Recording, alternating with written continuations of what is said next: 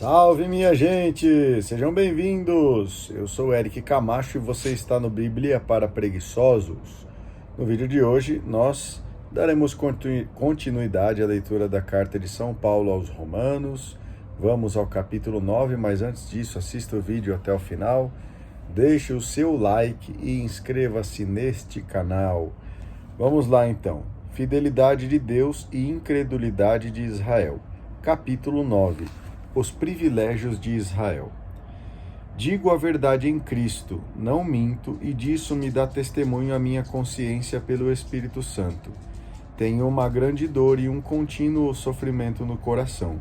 Sim, eu gostaria de ser amaldiçoado e separado de Cristo em favor dos meus irmãos de raça e sangue. Eles são israelitas e possuem a adoção filial, a glória, as alianças, a legislação, o culto e as promessas. Deles são os patriarcas e deles nasceu Cristo, segundo a condição humana, que está acima de tudo. Deus seja bendito para sempre. Amém.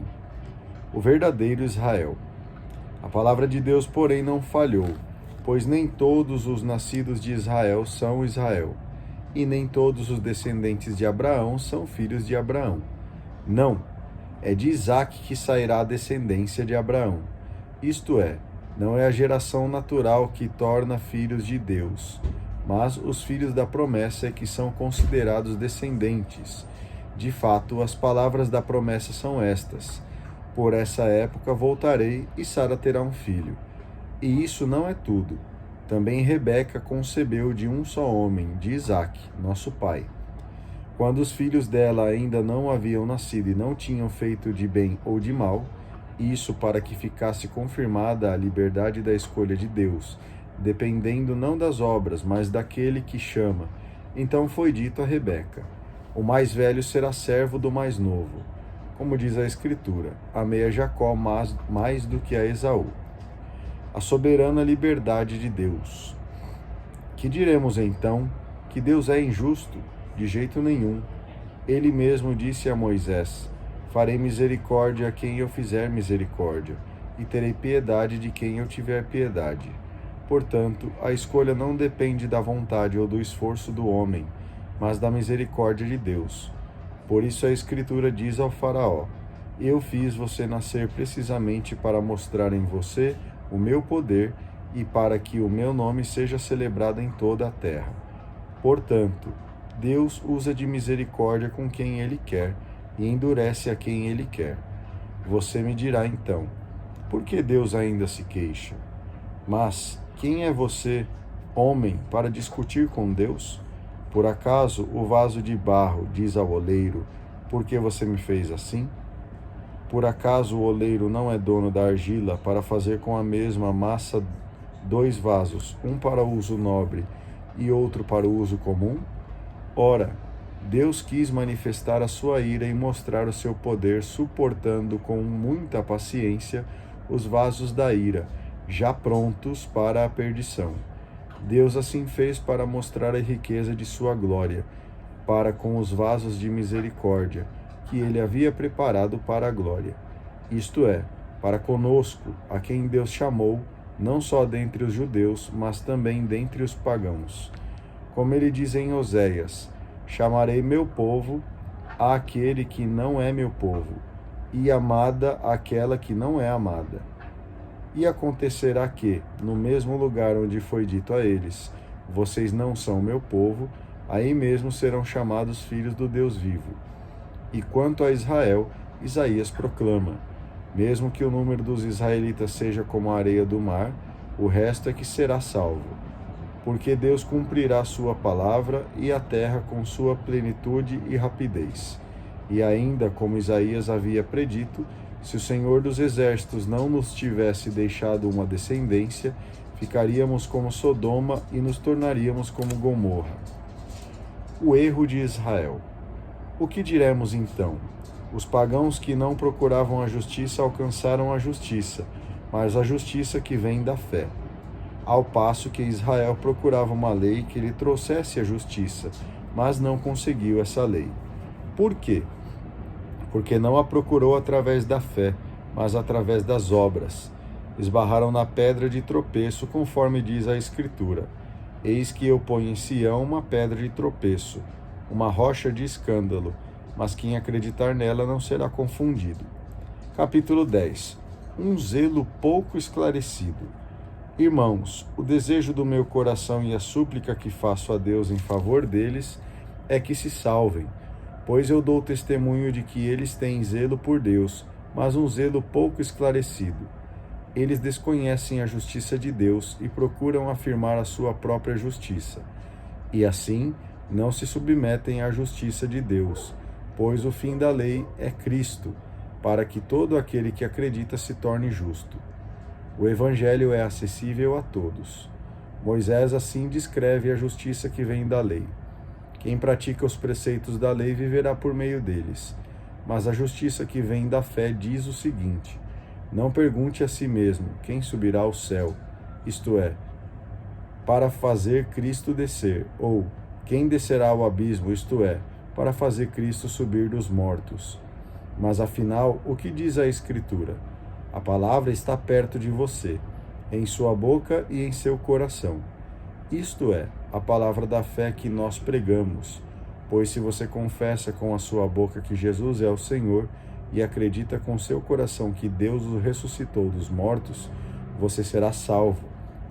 É acreditando de coração que se obtém a justiça, e é confessando com a boca que se chega à salvação.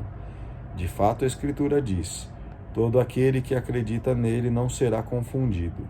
Não há distinção entre judeu e grego, pois ele é o Senhor de todos, rico para com todos aqueles que o invocam. Porque todo aquele que invoca o nome do Senhor será salvo. Israel não acolheu o Evangelho. Ora, como poderão invocar aquele no qual não acreditam? Como poderão acreditar se não ouviram falar dele? E como poderão ouvir se não houver quem o anuncie? Como poderão anunciar se ninguém for enviado?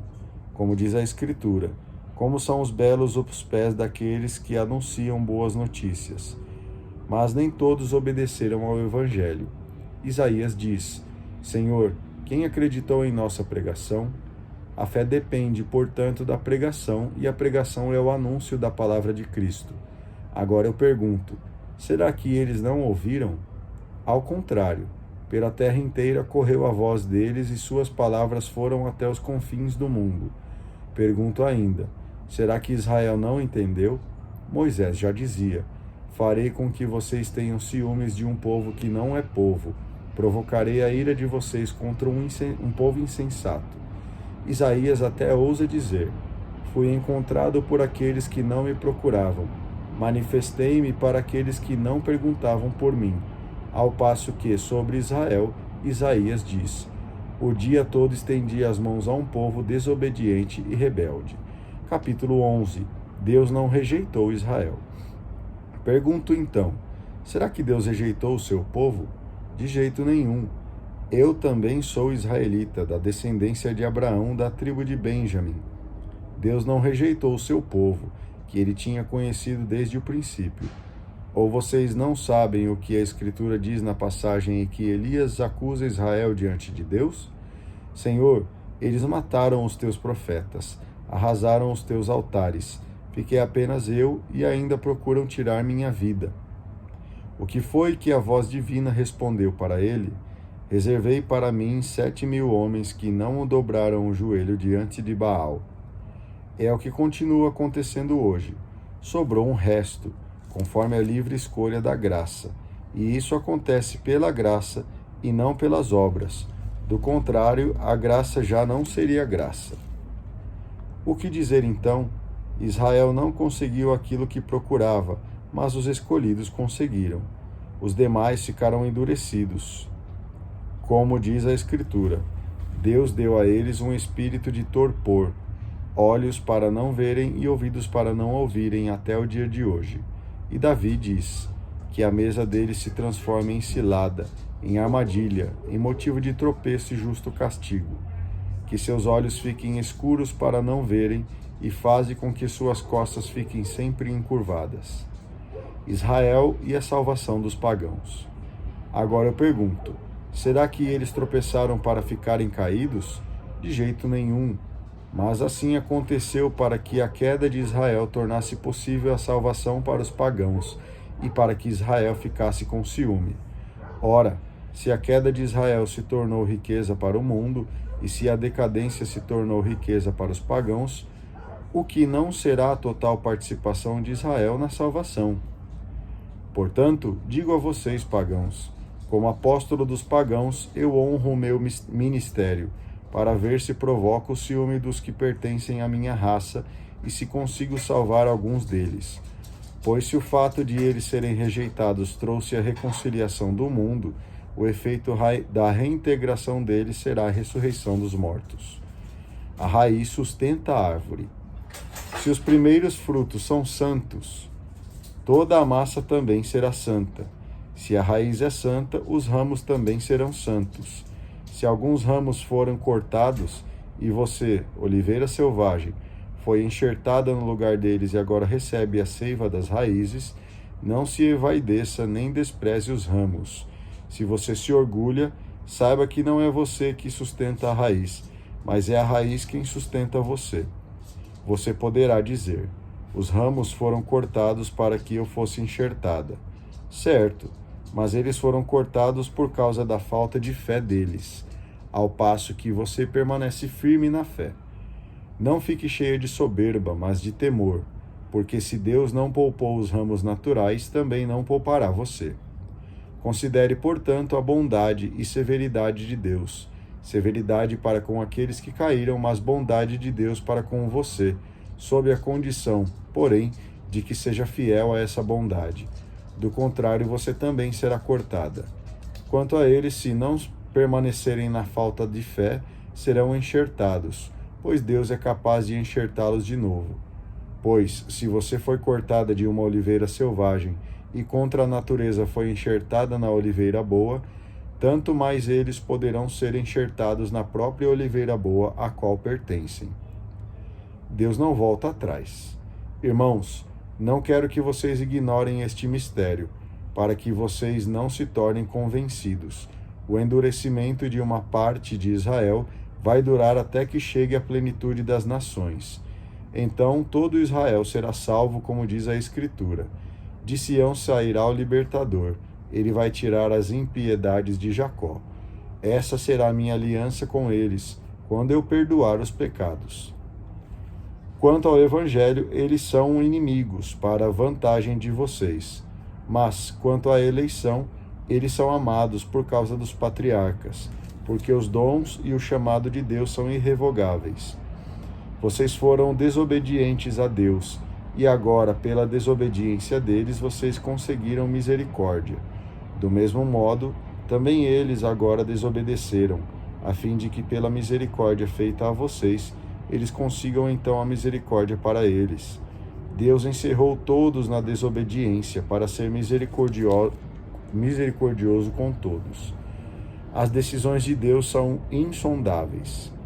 Como é profunda a riqueza, a sabedoria e a ciência de Deus. Como são insondáveis as suas decisões e como são impenetráveis seus caminhos. Quem poderá compreender o pensamento do Senhor? Quem foi o seu conselheiro? Quem lhe emprestou alguma coisa para que ele tenha algo a devolver? Porque todas as coisas vêm dele, por meio dele e vão para ele. A ele pertence a glória para sempre. Amém. Muito bem. Eu agradeço a você que acompanhou a leitura destes 3 capítulos de hoje comigo. Por favor, deixe o seu like, inscreva-se no canal e faça aí o seu comentário. A gente se vê amanhã. Excelente dia. Que Deus abençoe. Tchau.